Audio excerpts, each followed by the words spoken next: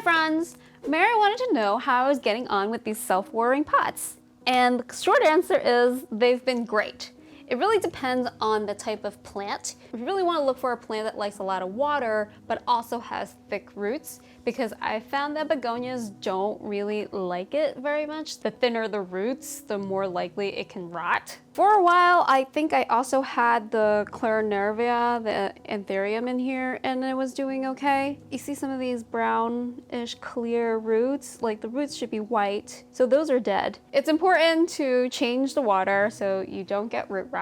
And this leads to Mary's next part of the question is, how do you water the plant? She found it difficult. It took me some time to figure it out myself.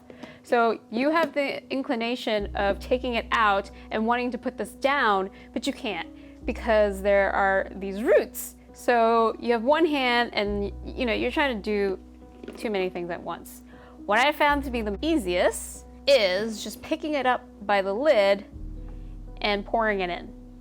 And then the only other tip I have is to make sure that the bottom of this pot does not go into the reservoir. Otherwise, your roots will rot. Mary, I hope that answered your question. And if anybody else has any other questions, please leave them in the comments below. I will answer it in our next video. Happy growing, guys.